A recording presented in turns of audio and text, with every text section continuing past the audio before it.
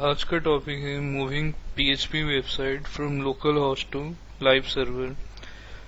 कभी भी हम लोकल में जब वेबसाइट बनाते हैं तो उसको फाइनली हमें ऑनलाइन डालना होता है, अपलोड करना होता है लाइव सर्वर में। तो वही टॉपिक है आज का। एक तो हमने डिटेल में रिटन ट्यूटोरियल इसका बनाया हुआ है यहाँ पे हमारे वेबसाइट का ब्लॉग में।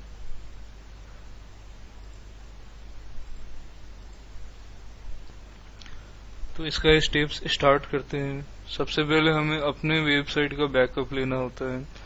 तो हमारे वेबसाइट में, डायनामिक वेबसाइट में मेनली दो पार्ट होते हैं। एक तो फाइल्स हो गया, जो ये सब फाइल्स हैं, और दूसरा डेटाबेस हो गया ये सब। तो सबसे पहले हम अपने डेटाबेस का एसक्यूएल फाइल का बैकअप लेंगे। एसक्यूएल फाइल एक्चुअली वो फाइल का एक्सटेंशन होता है डेटाबेस का। तो अपने डेटाबेस में क्लिक करते हैं और यहाँ पे एक्सपोर्ट जो है, स्क्रीनशॉट भी हमने दिखाया हुआ है, ये एक्सपोर्ट दबाएंगे। इसके बाद गो। तो हमारे डेटाबेस का बैकअप आ जाएगा फाइल में, जिसका एक्सटेंशन एसक्यूएल है। तो इसी को डेटाबेस का एसक्यूएल फाइल कहा जाता है।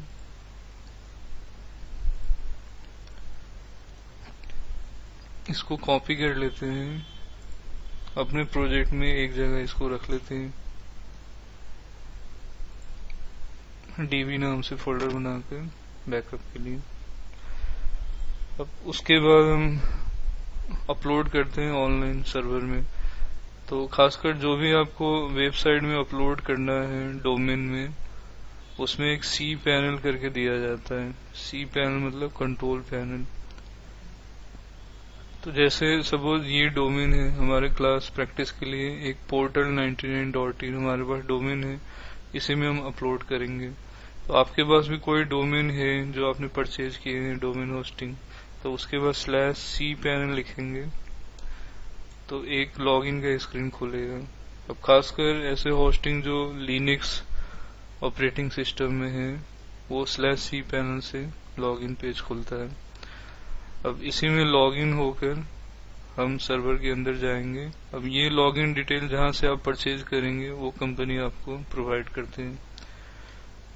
तो इसमें हम लॉगिन करते हैं हमारे पास जो यूजर नेम पासवर्ड है इससे। अब इसमें सी पैनल के अंदर बेसिकली तीन जगह काम होगा। एक तो MySQL डेटाबेस विजार्ड, इसमें हम डेटाबेस बनाएंगे, यूजर बनाएंगे और यूजर को डेटाबेस में डालेंगे। फिर PHP MyAdmin जैसे लोकल में था वैसे लाइव में भी होता है, वहां पे इंपोर्ट करेंगे, क्योंकि लोकल से तो हमने एक्सपोर्ट किया था, तो यहाँ लाइव में हम इंपोर्ट करेंगे उसी एसक्यूएल फाइल को। और फाइल मैनेजर में हम अपने वेबसाइट को फाइल को अपलोड कर देंगे और लास्ट में जो config.php था उसको एडिट करने वाले हैं। तो एक एक करके करते हैं तो डिटेल में समझ आएगा। तो सी पैनल में जब लॉगिन होंगे उसके बाद इस नाम से ढूंढेंगे MySQL डेटाबेस विजार्ड, इसी में होगा,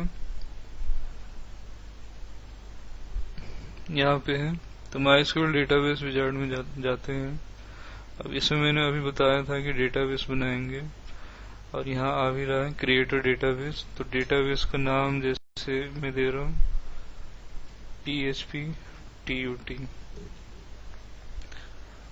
अब हमने ये नाम डाला बट पूरी नाम ये बनेगा, ये प्रीफिक्स भी जोड़ देगा, सर्वर का जो यूजर नेम होता है वो जुड़ जाता है। नेक्स्ट स्टेप किया। अब ये नाम बेटर है कि आप कॉपी करके इसको रखिए क्योंकि ये लास्ट में काम आएगा। तो मैं इसका यहाँ बैकअप रखता हूँ, जैसे DB नेम ये हो गया। अब ये यूजर बनाने का उसके बाद अपने आप नेक्स्ट स्टेप आ गया। तो यूजर का नाम भी आप सेम रख सकते हैं और आगे वो प्रीफिक्स जुड़ जाएगा। और पासवर्ड कॉम्प्लिकेटेड रखना चाहिए ताकि सिक्योरिटी अच्छा हो। तो पासवर्ड जनरेटर का ऑप्शन भी होता है ऐसे,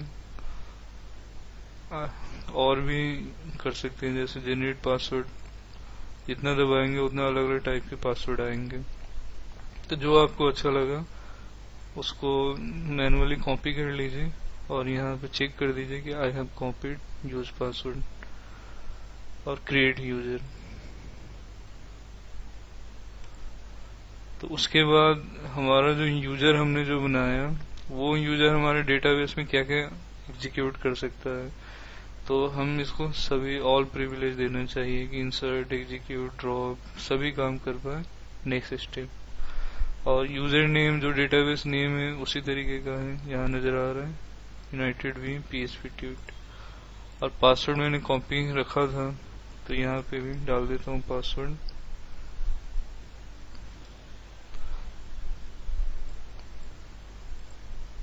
और यूजर नेम सेम ही है, तो ये अपने बैकअप के लिए हमने यहाँ मेंशन कर लिया। तो now has privilege on the database. तो MySQL डेटाबेस विजार्ड के अंदर का जो तीनों काम है वो हो चुका है, वो एक ही बार साथ ही कर दिया। ये एडेड हो गया, जो लास्ट में हमने लिखा है वो ये स्टेप्स हो चुका है। उसके बाद रिटर्न टू होम करेंगे, यहाँ से या यहाँ से cPanel के होम पेज में जाएंगे। अब उसके बाद phpMyAdmin में आएंगे, यहाँ पे SQL फाइल को इंपोर्ट करना है, तो इसमें से फिर phpMyAdmin ढूंढेंगे। ये रहा phpMyAdmin, क्लिक करेंगे। इसमें जो अभी हमने डेटाबेस बनाया था उसमें चलेंगे, PHP ट्यूट नाम से। ऑलरेडी जो डेटाबेस है वहाँ नजर आ रहे हैं, इसी में इंपोर्ट क्लिक करेंगे और जो हमने डेटाबेस फाइल डाला था जहाँ, उसको ब्राउज कर लेंगे।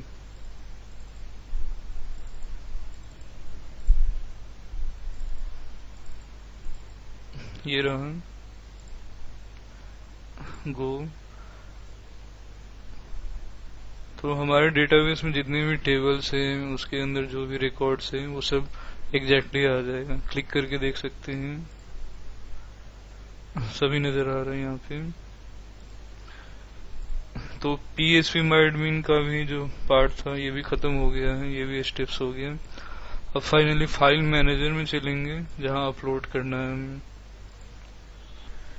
तो cPanel का होम पेज में आएंगे।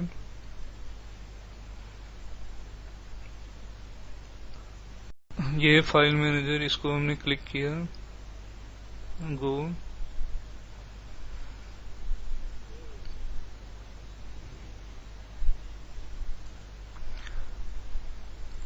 इसमें हमारा जो डोमेन है उसको हमने एक्सेस कर लिया। अब इसी में हम अपलोड करवाने वाले हैं। तो एक चीज मैं इसमें डिटेल में बता देता हूँ, अगर मैं यहाँ पे डायरेक्टली अपलोड कर दूं तो जो हमारा डोमेन नेम है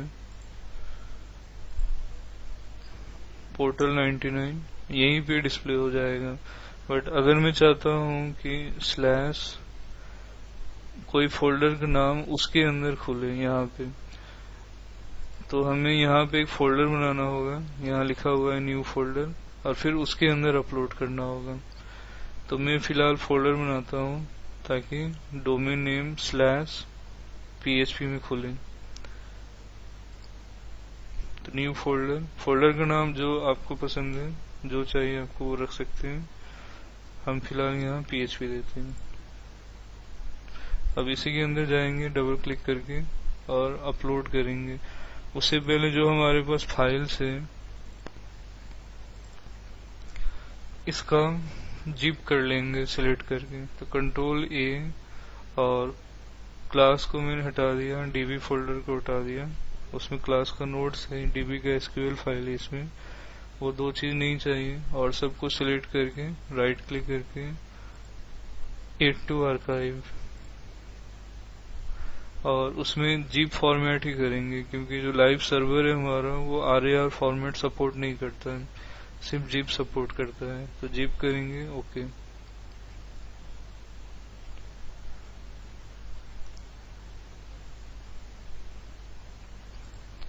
इस तरीके से हो गया है। अब यहाँ से हम फाइनली अपलोड दबाते हैं। अब ब्राउज, जो अभी अभी जिप हुआ था उसी को हम यहाँ से ब्राउज कर देंगे। अपलोड हो रहा है, अपलोड कंप्लीट। यहाँ क्लिक किया, फिर गो बैक क्लिक किए। अब इसी में राइट क्लिक करेंगे, एक्सट्रैक्ट करेंगे। यहाँ पे राइट क्लिक किया था मैंने, एक्सट्रैक्ट।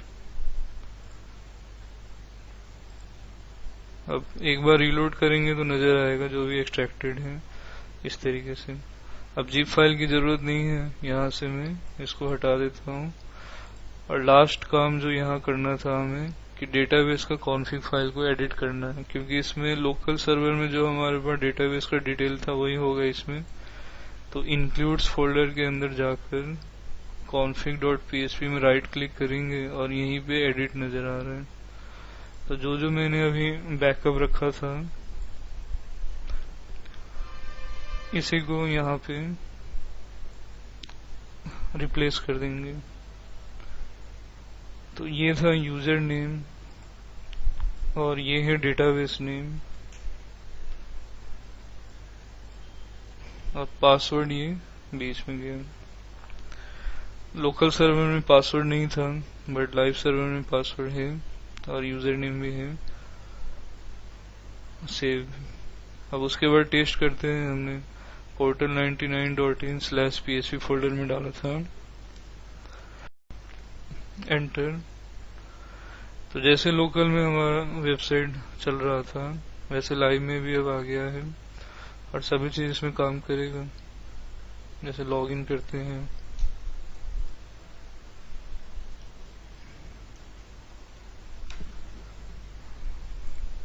फिर कैटेगरी के अकॉर्डिंग, फिर search by colour, price range,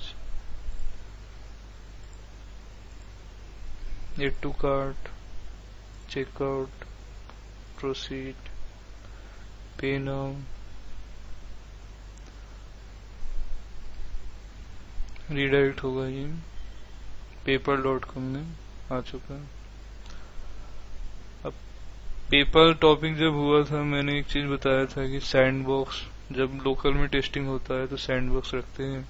अब लाइव करने के टाइम में उसको हटा दिया जाता है।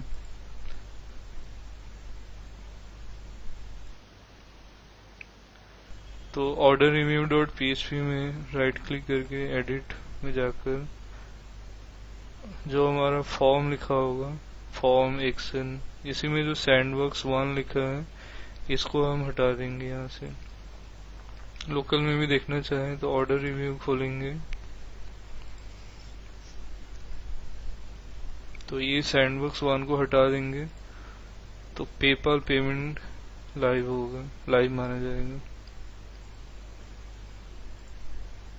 अब इसको फिर से मैं कैंसिल कर देता हूँ।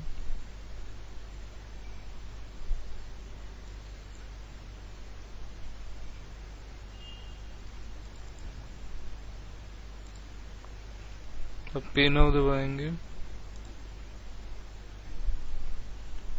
तो अब ये सैंडबॉक्स में नहीं जा रहा है, paypal.com में जा रहा है। अब यहाँ से बिल्कुल रियल पेमेंट होगा।